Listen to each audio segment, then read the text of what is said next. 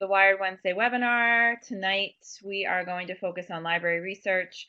We've got a small group live with us, and I know we will have several people watching the recording who've talked to me in the learning community after the fact. So we're going to try to get everybody some help with their library research. I know this can be intimidating. My suggestions to you are to make it fun, to make it interesting, and to have a little fire in your belly when you approach research. And don't let it get you down because it's challenging. So really push through it and try to find the fun in it, because I do believe there's a lot of fun there. Okay, so you guys know I have a statement I'm going to read if you've attended my webinars before. Welcome, Bronwen. You're here. You guys can chat. And if this doesn't apply to you, just hang out in the chat. So this live webinar will be recorded and made available in an accessible alternative format upon request. If you require captioning, transcription, or other communication services to access this webinar, please contact the Disability Resource Center at drc@snu.edu or 877-591-4723. Select option 4. Here is our diversity and disability statement. The College of Online and Continuing Education, which is COCE at SNU, values diversity and inclusion. SNU strives to create inclusive and welcoming academic environments. If there are aspects of the instruction or design of this course, or in this case, this webinar, that present barriers to your inclusion, please notify the Disability Resource Center as soon as possible. We will work with you and your instructor to address needs and concerns. We encourage all students with known or suspected physical, medical, sensory, psychiatric, and/or learning disabilities to register with the DRC in order to assess learning needs and take advantage of available academic accommodations and support services.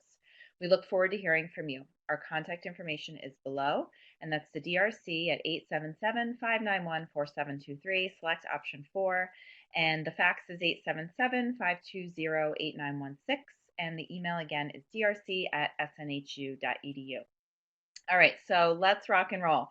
So it's nice that we have a small group. Bronwen, if you guys, ask each other questions, share your program of study and any ideas you've had for your topic identification paper, feel free to do that. And Ross has shared as well. Let me see if I can make my big old head here a little smaller so you guys have a little more room in the chat. So if you guys want to brainstorm, brainstorming and free writing, that's part of this research process. So you guys can do that now, sort of as a group if you'd like. Okay, let's start with the end in mind, everybody. So what are we talking about here? We're talking about your topic identification paper. So remember, in 501, you've got your midterm development plan that's due on November 1st. Okay, so that's the midterm, that's the self-assessment piece, and that's the development plan. You've been working on that already. Cool. The other major assignment is your final research topic proposal. And you've got 3 milestones there. From Zuhair, perfect. So you shared yours as well. So milestone 1 is what we're working on this week, your topic identification paper. It's due on October 25th. Milestone 2 is your analysis report 1. That's due on November 8th. And milestone 3, analysis report 2, due on 11/15. Okay, so this is to help you get the big picture. So remember, you're chipping away at each of these assignments. Bronwen, MA in communication, awesome. So you're going to be focusing there on your research. So here's the big picture. This is what we're working on tonight. See that red arrow? We're working on that topic identification paper. So this is where you sort of get a feel for what's going on in your field and your area of curiosity. Okay, so under course information in the course, and then under assignment guidelines and rubrics, you'll see the rubric for your milestone 1 assignment. And what you need to figure out is what topic do you want to explore for this milestone, which will feed into your larger final project. Okay, so let's look at an example here. For if you're a psych major, you might want to look for the key leadership traits that promote positive culture and productivity in the workplace. So Zuhair has mentioned in war literature. Okay, so that's a starting point. Okay, so one of the goals for you all tonight is to get narrow. If you're if your research is too broad, it can you'll see. I'm going to type in a query when we go into the library that's got a lot of results. I've been playing with it. Okay, so you're doing some preliminary research for this project to help you narrow down your topic and eventually form a very refined and specific thesis. So this is all pulled from the Milestone 1 rubric. So Ross, that's a challenge of mine. If you've come to my webinars, you've heard me refer to myself as a big picture kind of gal, and so getting really specifically detailed is a challenge. Let me say this to you all. It's okay, let's use the example of war literature. That's great to go into the databases with, okay? As you're going through crisis management, okay, so that's where you start, okay? So don't feel like you have to have it incredibly narrow to start, right? Some people will, which is cool. I would go in with something, and I'm going to go in with something tonight that's broad, a bit more broad, and then I'm going to go through some of the research, and that's where you're going to start to narrow. So if that's what if you've got like a couple keywords, you're in good shape. Okay, so for this assignment, you're going to find 3 reliable sources. So let's start here, guys. Is Wikipedia, to those who are with me and those who are watching the recording, is Wikipedia a reliable source? What do we think? No. I will be perfectly honest and transparent that I often start in Wikipedia for research just to get a feel for a topic. Sometimes there's citations that I can find through the library that are mentioned in Wikipedia, but it's not a reliable source because you all probably know this, people can update it and change it. So we're going to stick to some reliable sources in the library. Okay, so you want to find at least 3 sources, and then you're going to evaluate them. And one of them needs to be scholarly in nature. So I did a post for the learning community this week. Scholarly, People magazine is not scholarly, right? I think the example was the Journal of Neuroscience Research. That's a scholarly journal. And I'm going to show you, there's a button you click in our amazing library database. You're going to click it, and it's going to limit your search to scholarly resources. So if you're stressing about what's scholarly, what's not scholarly, it's hard to tell, that we are going to help you with that. Okay, so one of your resources needs to be scholarly in nature, and we're going to come back to that later. So the goal is to find 3 resources that you can evaluate. One of them needs to be scholarly. Okay, it's important to know that you're going to look at a lot of sources before you find the right one for your topic. So that's okay. So you might look at a source and you might discard it. Don't think that you've missed something there. That's okay. And for this assignment, you're going to review 3 and then choose the best one. So you'll continue to do this, and that's how the research process works. We go in, we look at a lot, and we discard many, and then we find one that's like, oh, yay, this is the one I've been looking for, right? And I'm going to show you a really cool tool that will allow you to find, when you find one like that really works, sometimes we can find similar ones. So I'm going to share that with you. Okay, so for this paper, the topic identification paper, everybody, your introduction is going to include what I call a problem statement. So this is another way to state a curiosity that you have. Let's say that. So you've all expressed some curiosities. Now we want to talk about a problem or an issue that you want to explore. So why is it important? So in the example of war literature, perhaps we want to look at, perhaps you've read something, Zuhair, and you have found in your reading of war literature that you have, maybe something rubs you the wrong way about how a certain population is represented in war literature, okay? Or a certain country or nationality. This is me just spitballing here. So that would be something that you could explore. that you could see as an issue or a problem that you want to explore. So let's just use this the easiest, because we're 50-50 in this world, right? So perhaps you're interested in the representation of women in war literature. Okay, so perhaps you've read war literature and you felt that it wasn't, it didn't accurately characterize your perception of how that should be. Okay, I'm glad that's helpful. So turning your curiosity into a problem can be a challenge. So I'm going to share some examples with you tonight. Thinking about who it affects and how. So let's run with this example. The representation of groups of people in literature certainly has an impact, right? So that would be another approach. That would be to think about, how does this affect people? Explain how the topic you selected is relevant to your chosen field. So that one's kind of easy, right? So if we're talking about the representation of women in war literature, you'd probably even narrow it down further than that, but that's a good start. How is that relevant to your study, your master's program in English? That's going to be kind of an easy statement, right? Okay. So you're going to talk about how it fits into your discipline, your profession. So Zuhair has shared that he's interested. Zuhair's interested in working as an English teacher. So understanding the representation of individuals in literature is really important to a teacher, right? That's something we need to know for our students, and how they're going to and how they're going to experience English literature, right? Okay.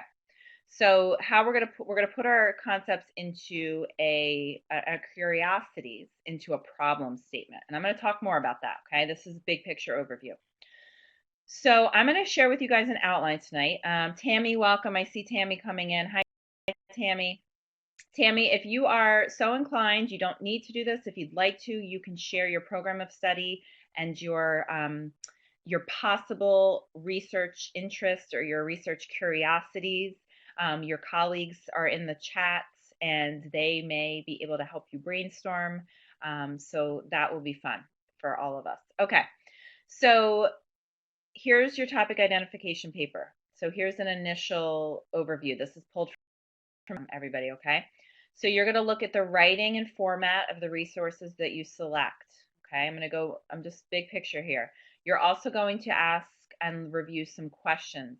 So you're going to look at the questions that the authors pose in the research. Okay, you're going to talk about how it connects to their field of study and your field of study. And you're going to look at the types of research, okay? I don't want these big words to scare anybody, even though they still scare me sometimes. Quantitative is a fancy word for the way I see it, is using numbers, things that can be quantified, right? And qualitative tends to be focused on words. That's a simple way to describe it. Thank you, Tammy. American history, looking at first ladies or biracial house slaves.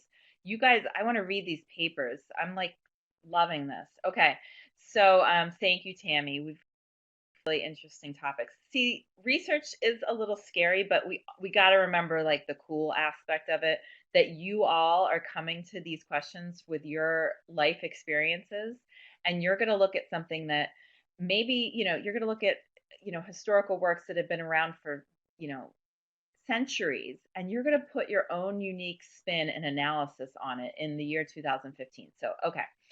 But it's cool. All right, so these are the questions that you're going to be answering in your topic identification paper. I'm going to help you outline this in a minute, but I wanted to give you a big picture overview pulled directly from the rubric. Okay, in your conclusion, of your topic identification paper, you're going to assess which resource. You're going to look at three. Which one do you think is the strongest? And you're going to explain why you made the choice. So which one is the best fit for your curiosities? Okay, I like to use that word, curiosities, because it helps us to remember the cool stuff about research. Okay, so again, in this paper, you're going to be using your professional academic writing skills, okay, which are like they're like our muscles, okay.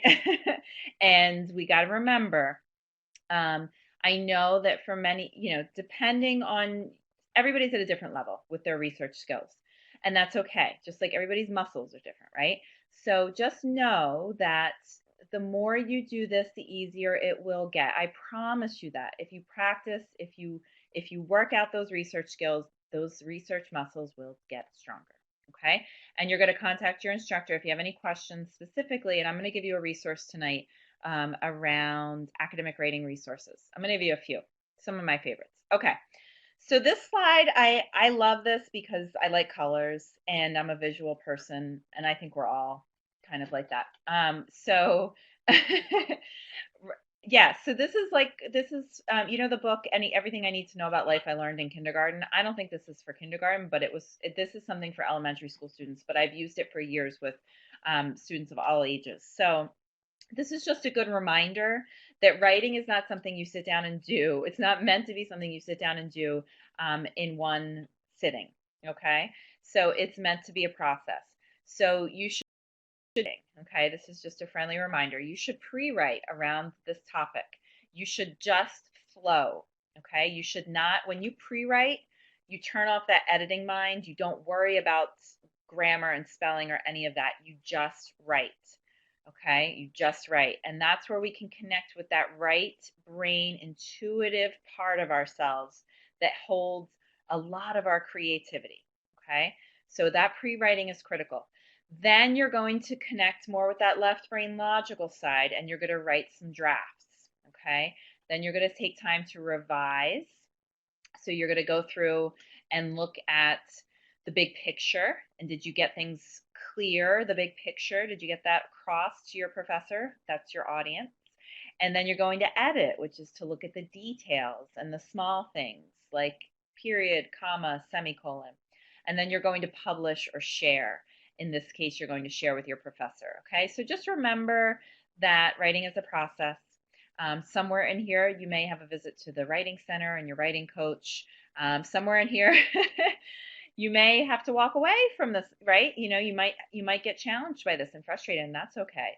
Somewhere in here, you might come into the learning community and say, help everybody, I'm stuck, okay? But it's a process, so trust the process. Okay, so let's talk pre-writing for a minute. To generate some ideas around your topic, here's a question you can ask. What bugs you, right? So in the case of literature, is there something that you read, and when you read a novels in a certain genre, something bugs you about that, right? That's a good place to start. Things that bother you. So Bronwyn, you were talking about, I believe, crisis management. So I'm guessing you have some in the communications field, right? So is there something about crisis management that bugs you, that when you see it done, or when you read about it, you think, gosh, this could be done differently, this could be better, right? So thinking about what bugs you, right? What are you curious about? Again, that word curiosity. What do you wish you knew more about? Another way to think about it is, if you could change one thing in your field, what would it be? Okay. The other thing, if you are like me, and everybody's different here, so some of you are going to get one thing out of this process, and that's cool. That's totally cool. I get 7,000 things when I come to these questions. So if you get too much and you need to narrow it down,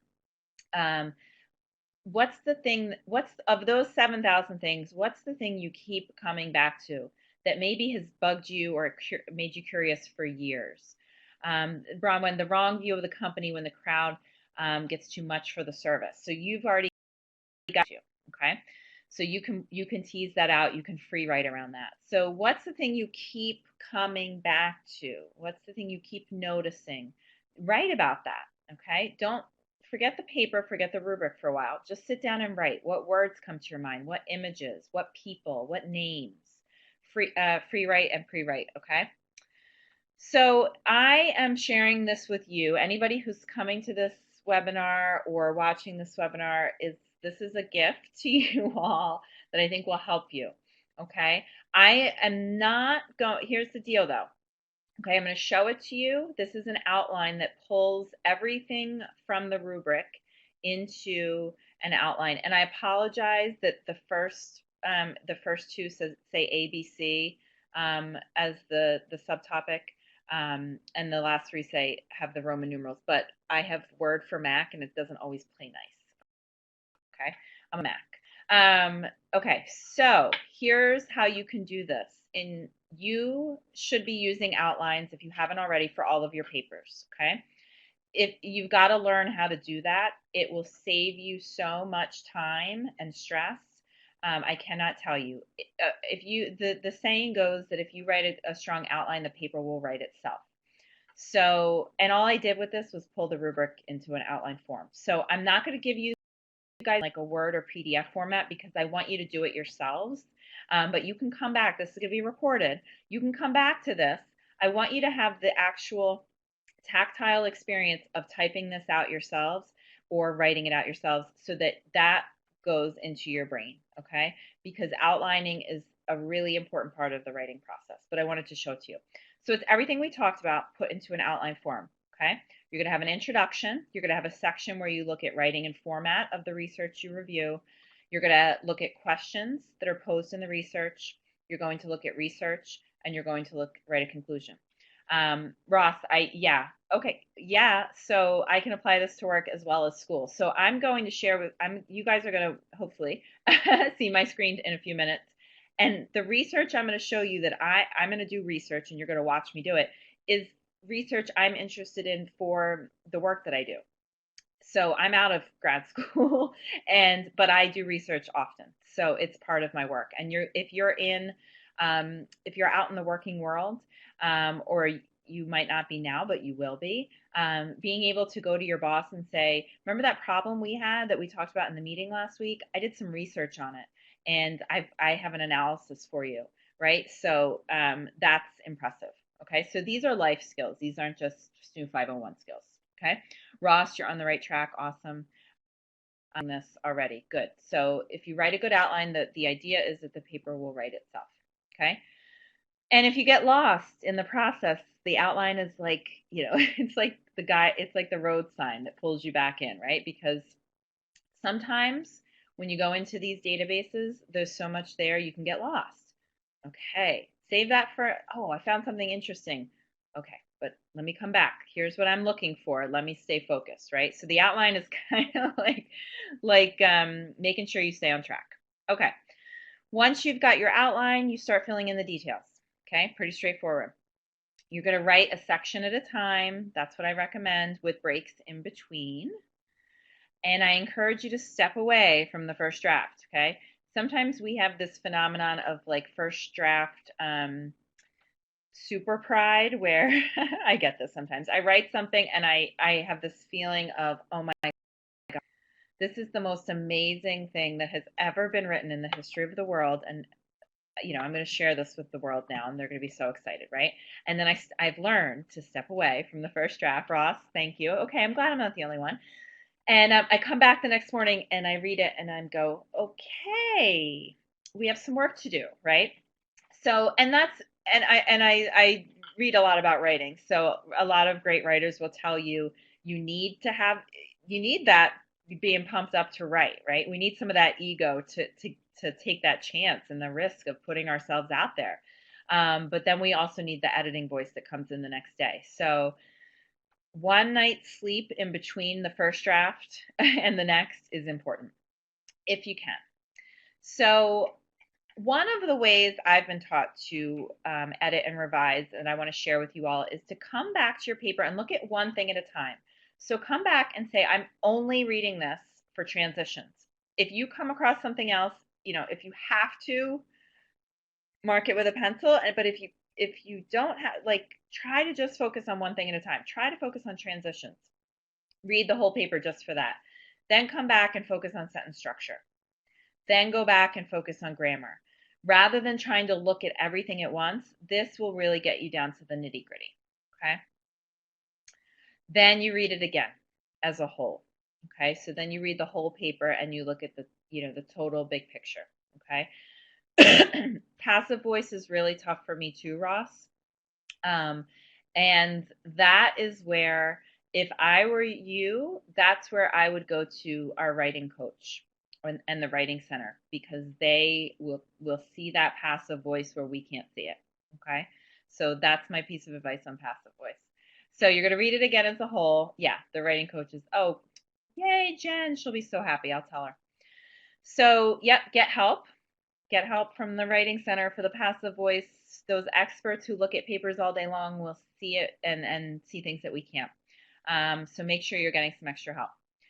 Of course, your professor is there for you if you want some tips. So it's perfectly acceptable to write to a professor and say, hey, just prepping for this paper.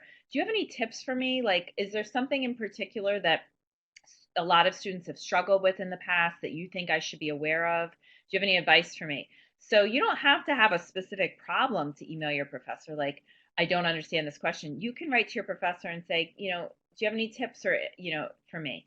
That's, smart students do that. They ask for those tips. And your professor might say, I really want you to have a strong introduction. I really want you to pull me in from sentence one. That's something I always look for. And every professor is sort of, we're humans, we're different.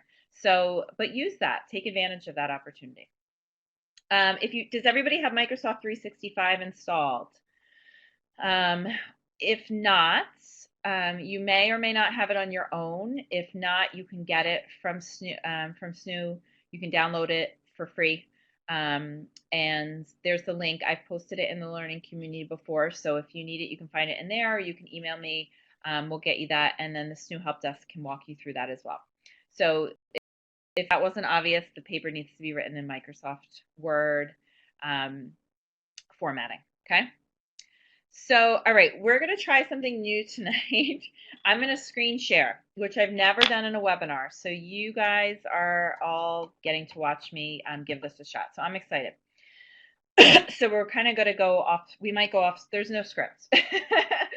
So I can't say we're going to go off script. We're going to have fun with some research. Okay. Context though. Yeah, we're going rogue here. This is a little bit of a script. Okay. So this is me. I'm a student in SNHU 501. Okay, we're playing this game here. And I'm approaching this topic identification paper. So I'm going to walk you through my thought process. And you can apply this to your own paper. Okay, so here's a problem that bugs me. Here's a problem that I'm curious about. Many of my students tell me they struggle with staying motivated for their coursework in the face of many competing commitments. I've been teaching since, I don't know, 2005 something, so 10 years. And this question of motivation, students who want to succeed, but they struggle with motivation. They have a lot going on in their lives, family commitments, work commitments, laundry commitments, everything under the sun, health, caring for loved ones, health issues, everything, transportation, lots going on. And I'm interested in how my students struggle with that. So that's a problem for me. That's a problem that I see in my life that I'm curious about. So here I am thinking out loud here, okay? So I'm wondering if there's any research out there on what motivates people, okay? And I've done enough research to know there's probably a lot of research on this topic, right? So when I wrote this slide, the first time I wrote it, it said there's probably thousands of pieces of research on this very topic of motivation. And guess what happened, guys? When I went I did a little test run in the library and I typed in motivation and I think I got 4 million hits, 4 million results.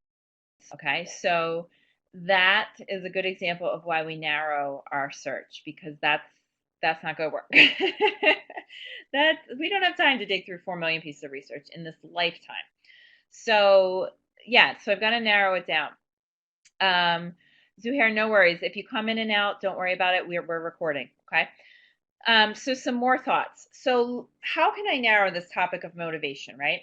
Let me narrow it down this way. I'm going to look at college students, okay? So think about I call these keywords. So college students. All right, I want to know about the motivation of college students. I'm also curious, because I've done and I have some experience around this. I'm curious about this idea of intrinsic motivation, motivation that comes from here, versus extrinsic motivation, motivation that comes from outside.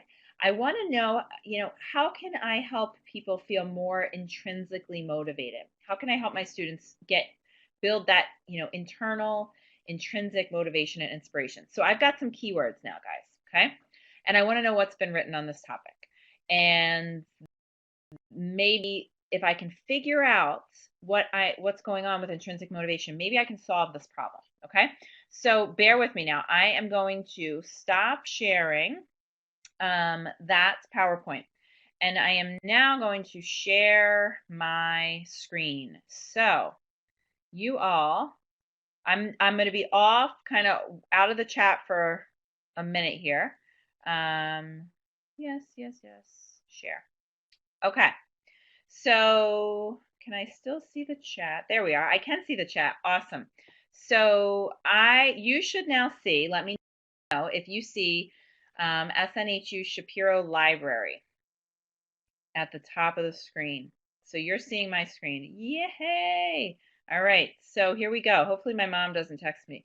I think I turned off my messages. Okay, cool. So Shapiro Library. Let me actually go back a screen here. Here's what you would see the first time you go in. Okay, I'm going to tell you guys there's probably a million different ways to get at this research question. I'm going to show you how I would do it. Okay, so remember this is recorded, so you don't have to write all this down. I'm going to go into the A to Z database list. Some people say database, some people say database. Which one are you? Okay. So the first thing I want to show you here is the subjects. So, okay, let me back up. A database is this amazing collection of research. So within any one of these databases, so let's say A to Z World Business, within that database, there are a bunch of journals. And within those journals, there are a bunch of articles, okay? So think of the article as the smallest piece of information, and an article is inside of a journal. And then a journal is inside of a database, okay? So just think of these as huge collections of research. That's what I mean when I say database, okay? So now let's look at this tool here because you've got a ton. So where do I go? There's so many. You can look by subject, okay? So let me give you an example. If you go to, some of you are communication, some of you are history, some of you are English, right? So let's go to English. Because Zuhair was early bird gets the worm, right? So, oh, look at that. It's got like a green best bet. That's cool, right? So this is one you might want to check out, Zuhair, okay? So remember this tool. You can sort, okay? You can sort by subject. This, I'm going to go in tonight into Academic Search Complete. As the more research you do, you're going to have this phenomenon of getting you're going to have a favorite database. You're going to have one where you always start, and this is mine. So this is my wheelhouse. This is my comfort zone. Play around with different databases, and you're going to find one that just feels right, and go with your gut, and that's where you're probably going to start. Okay. So there's a whole bunch of scary stuff on the screen, and we're not going to worry about anything down here. Okay. So I am going to search for, let's do this topic of intrinsic motivation, okay? So I'm going to put in my keywords. So Zuhair, you're going to type in the war novel. And Tammy, you're going to type in, Tammy, I don't know if you shared your topic. Bronwyn, you're going to type crisis management. You guys follow? You're going to type in just a couple keywords, okay? And then you're going to click search. So I typed in intrinsic motivation. Do we see how many results I have, guys? 20,511, okay? This is good and it's not good, okay? So it's good in that there's a lot of options out there for me to explore. It's not good in that I probably don't have right what I'm looking for. I probably have a lot in here that does not apply. So let's, remember I said I was interested in college students? Here's number 3. Who is messing with my groceries, right? So that's not a good fit. I don't think I want to read about who's messing with my groceries. So I've got to limit this, okay? So here's how I'm going to limit it. Let me show you a couple of options here. Do you see this button here? It says full text. There are articles in these 20,000 results that are not full text, okay? Because you need to read these articles to so you need the full text. Now, if you're doing your long-term master's thesis or dissertation and you have, time, then you can wait and request the full text from the library. But you guys, this is a quick course, so you want to limit to full text only. What have I done there? I've cut the results in half. I'm down to 11,000. That's good. Okay, now remember we talked about scholarly and non-scholarly? Let's start off with finding a scholarly article. So I'm going to click this to limit.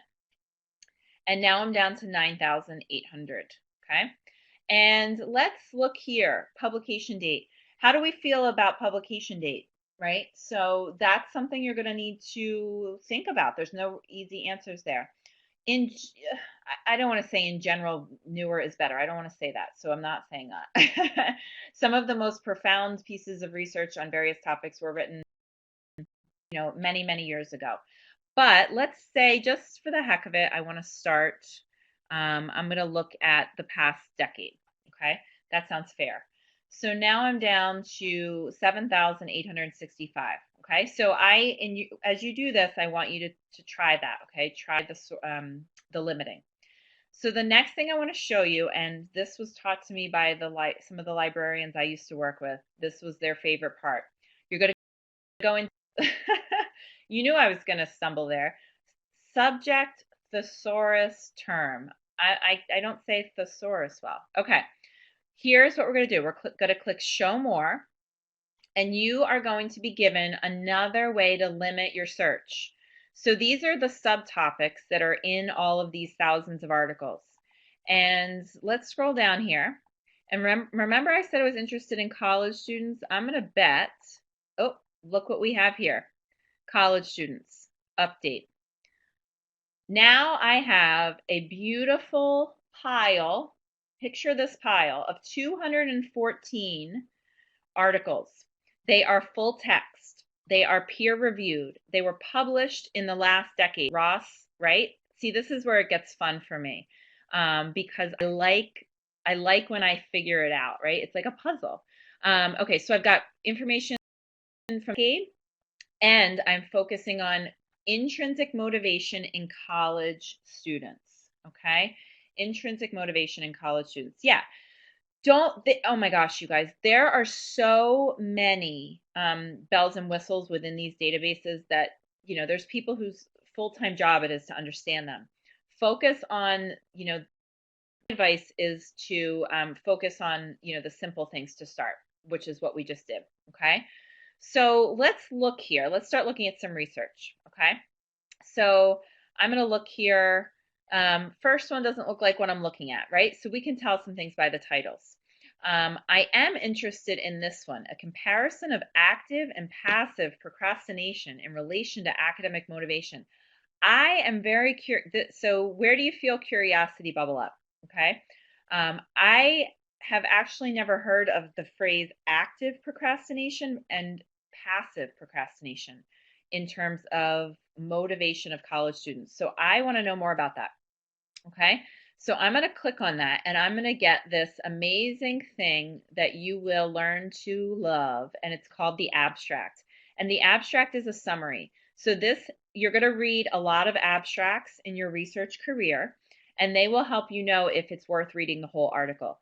If you read the abstract and it's intriguing and it has concept, then you read the full article. If you read the abstract and it's one paragraph and it's not what you want, then you can go to something else. Okay, so this was published in an international journal of social behavior and personality. So that is a scholarly resource. Okay, what else do we know? It's 10 pages long. These are some of the other subject terms. It's out of South Korea, so that's an international study. So that would be something that I would need to reflect on, and that's a great thing that you could talk about in your paper. Do undergraduates in South Korea have different, I want to find out, this was South Korean undergraduates. So those students might have different experiences than American undergraduates. Do you think? I think so. Issues of culture would come into play. That would be awesome to analyze and think through in your topic identification paper if you chose an article like this. Okay, so that's how I'm going to get this issue. So let me pull this up. Let's pull up the PDF here. And I want to show you, here's the abstract again. So do you guys remember those terms quantitative and qualitative? Okay, so what do you guys guess? What do you think this is? Do you think this is based on what you've seen? Do you think, let's see here, data were collected from 278 Korean undergraduates. Let's scroll through here a little bit and look at this. Let's scroll to the method section. Okay, so they were using a scale that consists of 4 dimensions, reverse coded. Do we think this is quantitative or qualitative? Is it focused on numbers or words? What do you guys think? So I see you guys typing, so I'll wait a second. And they've defined these measures, these very interesting measures of active, lots of stats. Yep, no brain. It's quantitative. Great. You can tell probably in most cases if you rarely will see numbers. You'll see a couple in a qualitative study. You'll see somebody say, I interviewed 10 undergraduates, right? So they'll tell you how many people they interviewed, but the content, the data they collected will be words, right? When we interview people, generally we get words. So if I'm analyzing this for the paper, this is a quantitative study. Okay, did anybody get a little dizzy when they saw all of this? Okay, awesome, Ross, good. So I get dizzy looking at I've never, a scale is a way that a scale is a way to sort of get at a concept in research. So there are all kinds of different scales. So you'll come across scales you've never seen or heard from before. The most famous is a Likert scale, which is widely used. So don't freak out when you see all these numbers, okay? For the big picture. Okay, you're looking for the big picture. So, you're going to scroll through, you're going to see, is this something that I think is interesting? And I'll show you guys here, which is kind of interesting to me. Here's the definition of an active procrastinator. It's somebody who intentionally waits until the last minute because they gain motivation. Anybody like that? They say, I'm going to wait until my paper's due Sunday at 11:59. I'm going to start my p.m. on Sunday because that's how I thrive. That's an active procrastinator.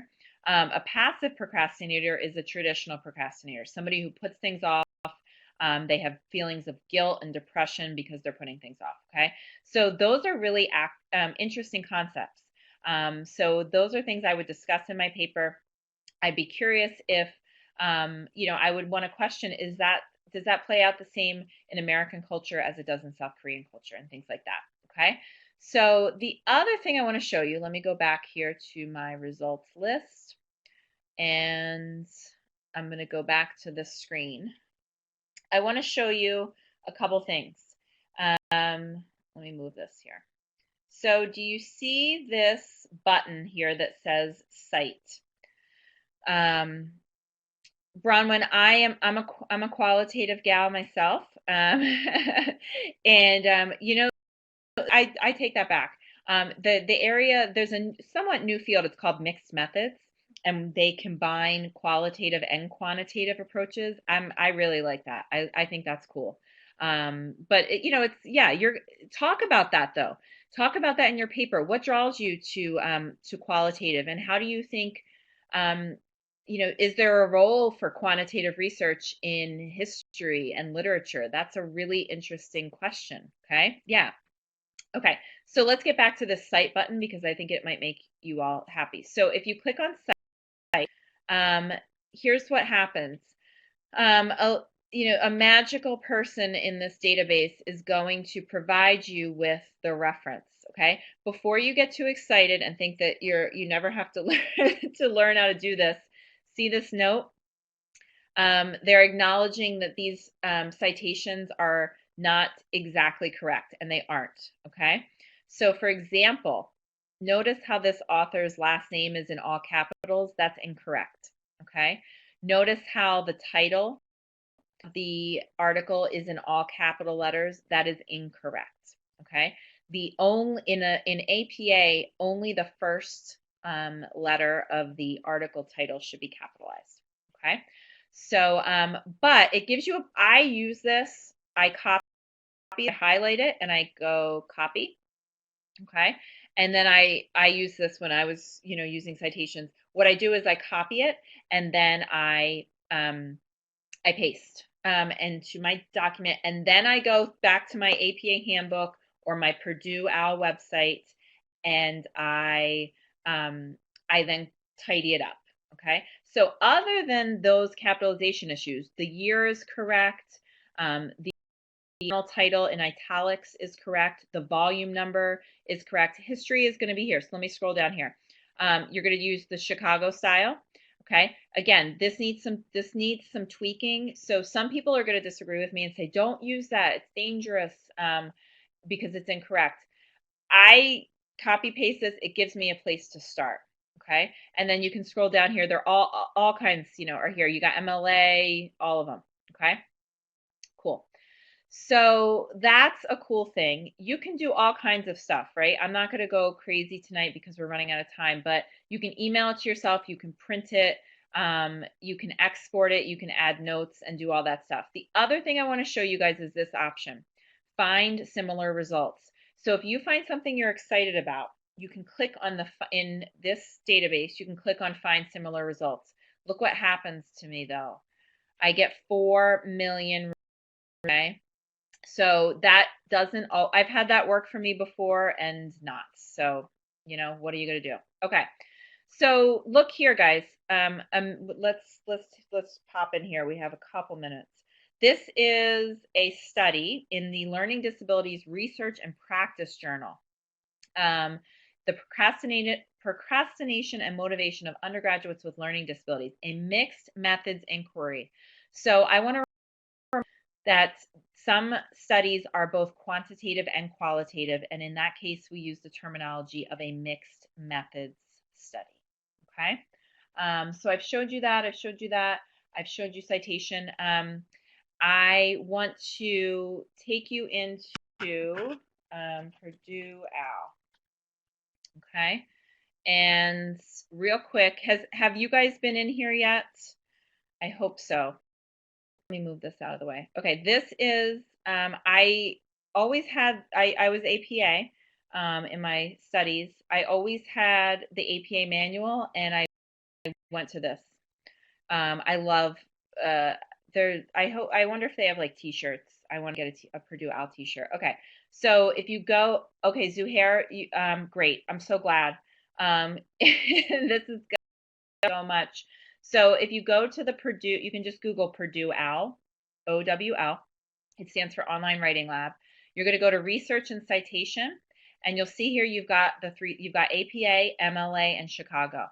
Okay, so you click on whatever one you're using. I'll just go into APA for now, and there's so many resources.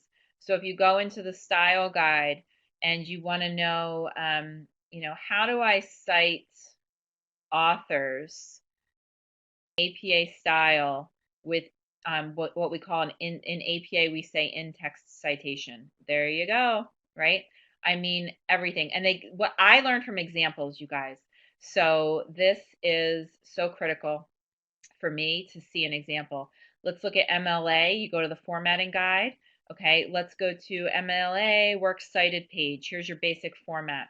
Okay, so you can scroll here. Here's how they want you to list authors. Works with more than one author. They've got it all in there. Okay. So don't use the library resources, but don't hesitate to come in here because you are going to find so many resources. Yeah, MLA is high school, right? Okay, so let me come back here. Let me try to come back here to sharing and share that document. There we are, and see where it brings me back to. I'm still getting over this cold. Okay, so here's how I did it, right? I had this problem that I defined of college students staying motivated, and obviously my research would go on for a bit longer, but we only had an hour together. So I realized that just asking about motivation probably wouldn't get me there. So before I even went into the database, I jotted down a few ideas: college students, intrinsic motivation, and then I limited, remember, by full text and peer reviewed. Okay. Now remember, one of your resources of the three you evaluate should be scholarly. Okay. An example of non-scholarly that you might find in that database might be a New York Times article about college students and motivation. Okay. And that would be, that would be a valid source, or I think I would say New York Times is a reliable source. I'm so sure some people would disagree with me, but it's not scholarly. Okay. So that would be something you could look at. And then remember the power of that thesaurus tool. The other thing about, I keep having to say it, the thesaurus tool is that you can get ideas from the thesaurus tool, okay? Because when you see other keywords, you're going to say, oh, maybe I should look at crisis management and all of these things that are listed, right? And you can, if I didn't make this clear, you can click on more than one. So you can say college students, intrinsic motivation, people with purple hair, people who wear headsets, and you can check those off, and you can add a few up and scan through the research. Okay. All right. So we have a few minutes left. Tammy, yes and no. For example, if there's a really interesting article in the New York Times for your topic of crisis management, there's going to be some interesting things written about crisis. You know what I'm thinking of, Tammy? There's a movie coming out with Sandra Bullock. Sandra Bullock, yeah, and she plays a crisis manager. She's in PR and she plays a crisis manager, and it was a role originally written for George Clooney, and they changed the character to be a woman, and she's a crisis manager. So I'm wondering if that movie will generate articles in, places like the New York Times that discuss what's a crisis manager, right? So there might be some really interesting things out there in current events. Again, now remember, so who wrote that article? Let's take that example. I'm sorry, Bronwyn's writing crisis management. So Bronwyn, crisis management, and they're writing about that in the New York Times. Who wrote that article in the New York Times? What do you guys think? Who writes articles for the New York Times? Are they a PhD in communications and crisis management? Probably not. They're a journalist, which is awesome, okay? They're a journalist, but they are not an expert, okay? And the New York Times is not a peer-reviewed source. So that journalist wrote that article on crisis management, and then they submitted it to their editor, and that editor did this, and then from there. Okay, so the difference with a peer-reviewed option, a peer-reviewed source, is that a team of your expert peers looked at your submission, and they held it to an incredibly high standard. So scholarly sources have their place, and non-scholarly sources have their place. My philosophy is that I like to see a mix of both, but we don't want to have anything that's not reliable, right? So and there's no black or white here. What about a blog, right? What about a blog? Is a blog a reliable resource? It depends who's writing it, right? So there are some fantastic blogs out there about, I'm sure, all of the things you guys are looking to write about. If a blog is written by Zuhair, so war novels. Let's say you find a blog written by somebody who's written a PhD in war novels, and he's writing on a blog. Ask your professor when you get into those gray areas, okay? That's something I would email my professor. So, if you were a PhD candidate doing a dissertation, that's something you would have a dissertation chair, and you would email your dissertation chair, and you would say, I found this amazing blog. Is this a source I can use? And they would either say yes or no. Okay. So good. So Ross, you've already got some things there. So you need to review at least one scholarly source. Okay. But all three don't have to be scholarly. I would encourage you to review at least one non-scholarly, so that that's a good point of comparison, right? So part of this paper is to compare these sources. So if you have something from the Journal of Military History, and you have a popular a magazine about military history, it's great. That's, that's content that you can compare. How are they different, and why did I choose one over the other, right? So I would try to have a bit of a mix. We had somebody come in, so if I didn't say hi to you, welcome. The scholarly source, yeah, guys, this is the milestone, right? So everything you're doing for this paper is for your final project. So it's all part of the process, okay? So when you go to do your final project, much of the work will have been, you'll have laid the groundwork with these milestones, okay? We have a for questions. I just want to remind you all that I did record this. It will be posted in the LC tomorrow. Is Thursday. I have to play it back and listen. I have to play it back with my sound, and my dog has to listen to me talk, and he gets confused when I play it back. But it takes me a couple hours to re-record it to share it with you guys. So it'll be posted tomorrow around noon. Any last persistent questions? Please feel free to come into the learning community and say, here's my topic. Can you help me brainstorm? Can you help me narrow it down? I love doing that. So I'm happy to do that. You'll also have the benefit of your peers.